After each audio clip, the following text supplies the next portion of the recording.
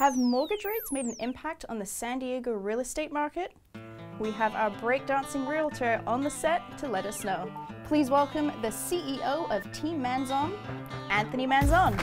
Boom! Back in the house. You had me going. Yeah, I had it. I felt it there. That was cool. So, Anthony, thank you for being here. This is something that everyone has been waiting for. Interest rates to go up. But what was the impact going to be? I mean, we had real estate debates about this, and we discussed it. Oh, well, this is what's going to happen. So rates went up about 0.5%. Pretty significant jump. Yeah, in a month. It's quick.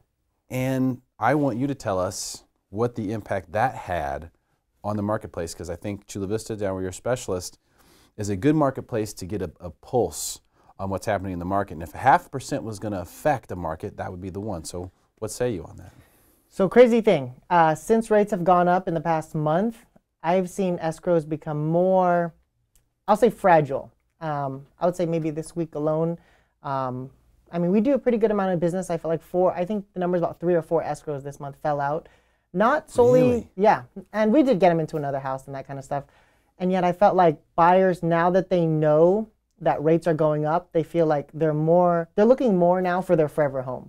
Because it's not that kind of house like it was a couple years ago where they're like, oh, let's just buy now, 3 years, home values will go up and we'll get our dream house then. They're like, no, if rates are going to go up a lot, let's get our house that we're going to live in forever, like right now.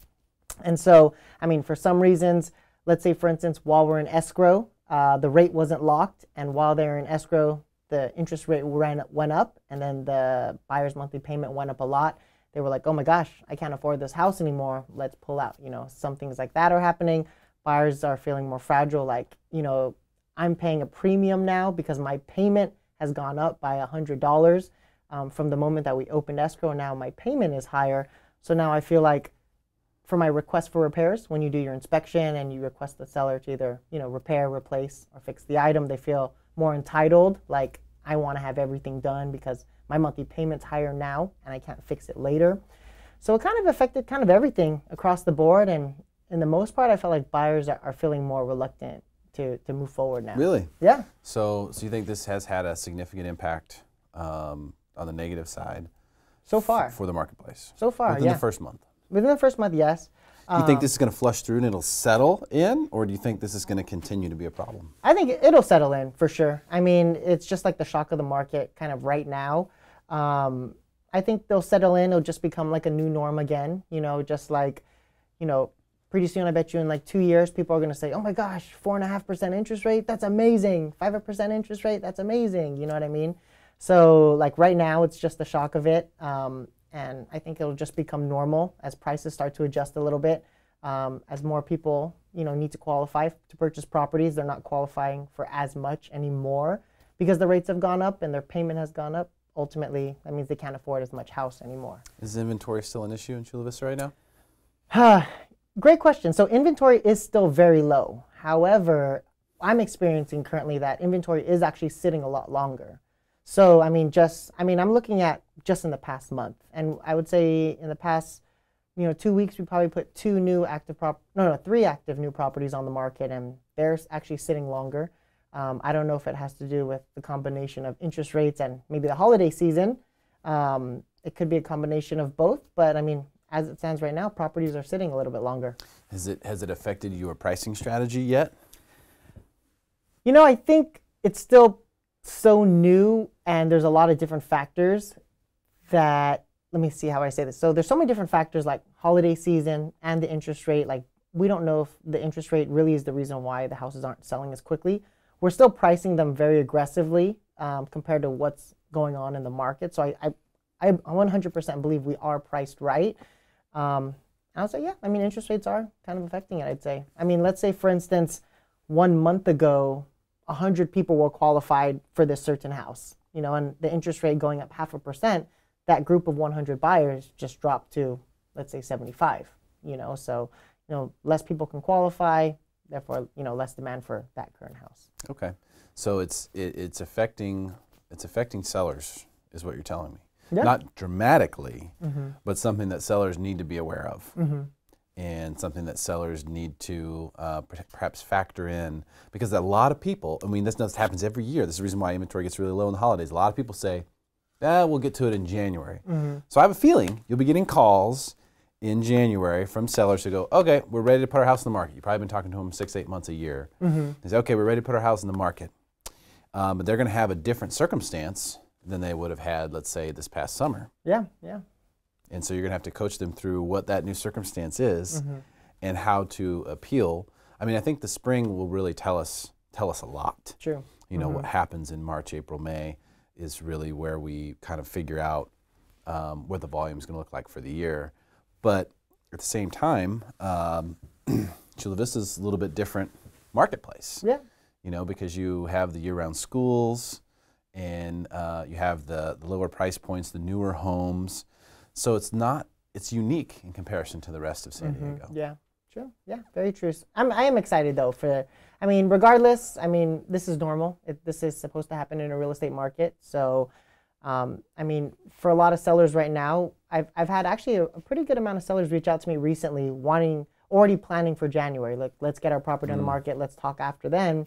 And of course, we always have to have that conversation with them as well, is, you know, where we're at right now, your property is valued here. And, you know, if interest rates go up even more, then, you know, there's less demand for your property, and, you know, there may not be as many people qualified for that house. And so there may not be as many people putting in offers. That would probably be, I guess, the next step, because we just took sort of a blow on the interest rate side of things, which, for anyone who wasn't expecting that, I don't know what to tell you, you know, but, you know, if we took more of a hit, and now that becomes a real, like if we lose another 0.5%, that's huge. Now there's no way for the market to really absorb that, I think, in the short run. It could cause a really big problem. So those sellers who have been on the fence or who have been waiting to list now have an additional reason, in my opinion, to get moving.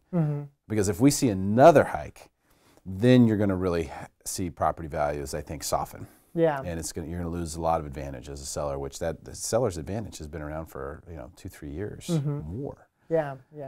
So that's I think a good fence sitter discussion to have with anyone who is talking about delaying the sale. Would it make more sense to wait until June? Maybe not. You know, maybe there's something you could get. Maybe you could, you know, list it in January and then do a rent back for 5-6 months or something. Yeah, there's a lot of possibilities, right?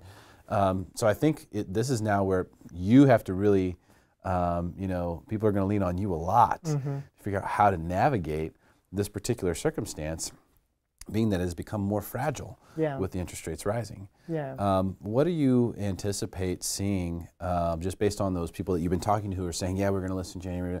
What do you anticipate seeing in the new year? Are we going to have more inventory hit the marketplace than can be absorbed? Or do you think we'll still see a lot of frenzy? Yeah, great question. I mean, I think in January there will be more inventory. I think it's normal. You know, like you said, after the holiday season, more people want to put their properties on the market. So I do think that come January, middle January, starting February, we'll see more inventory hit the market. One challenging thing is that we are facing right now, and I just wanted to bring it up real quick, is that sellers, they don't really understand yet that the power is kind of shifting. You know, they feel like the sellers are still feeling like, you know, the house next door appraised at $550. Let's do a bidding war and get, you know, $580. You know, they feel like they still have all the power. They haven't experienced it yet. And for some of the sellers, like the ones we're dealing with now that are, you know, currently on the market, I mean, granted, it's only been 2 weeks. So, you know, the ones that are on the market, they're starting to feel like, wow, like I thought my house was the best. I thought I was going to sell in a day. That's what everyone's telling me. You know, they're thinking that, and yet they're gonna feel it eventually. You know, it comes fast and goes fast. I mean, that's the tough part about, you know, the super sellers market that we've been in. Yeah. And when it goes away, you feel like you're in a lonely place. Yeah. When it's here, it's like, yeah. But when it starts to go away, you feel like you're in a lonely place. So I haven't said anything about the sweater yet. I know. I was like, people probably just think I wear this every day. They're like, I can't believe they're so serious about just talking about this sweater. We'll put it in all the postings. Anthony and his sweater decided to come in. My sloth sweater. So the sloth sweater, I love it. But, you know, this is like the last segment of the year that we're shooting, 2016. Dang, it's been a great year. So I was just wondering if maybe we could get you to breakdance today. Dang. For you, Derek, and your last episode, let's do it. Yes. Let's do it. Let's do this.